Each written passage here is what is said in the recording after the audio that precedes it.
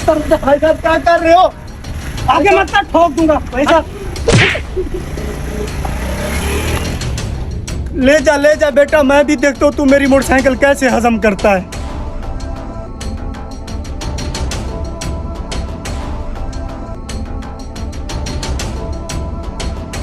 क्या हो गया छोटे, इतना परेशान क्यों है?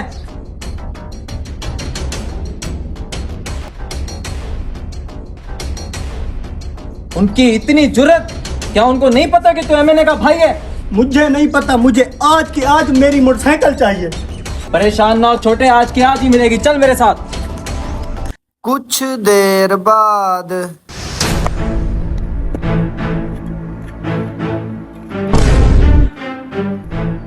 बेशुरली तू चाचे रहीम है, इस इलाके में तेरी बहुत इज्जत है।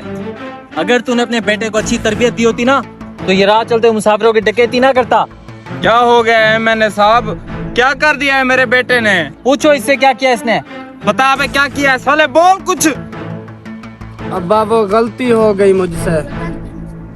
क्या मतलब है? आखिर किया क्या है मेरे बेटे ने? मैं बताता हूँ। बेशक चाचा, तू मोहल्ले का मुअज़्ज़िज़ इंसान है, लेकिन तेरे बेटे को अब थाने जाना पड़ेगा ताकि इसकी अकल जगह पर है और दोबारा ऐसी हरकत ना करे। बेटा प्लीज आप थाने ना भेजे मेरे बेटे को।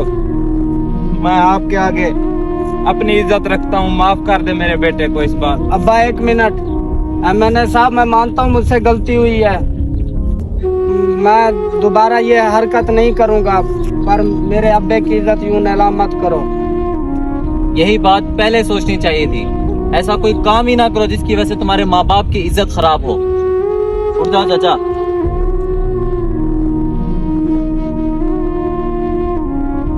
संभालो बेटे को। बहुत शुक्रिया बेटा, बहुत शुक्रिया। लाना तो तुझ पर हराम खोर। अबे हट हराम। अगर हाथ मारना ही था तो देखभाल के मारते ना। अब्बा मुझे क्या पता था कि वो साले कमीने मेरे दो इन रिंग्स से पहचान लेंगे। लाना तो तुझ पे पता भी था एमएनए साहब थे।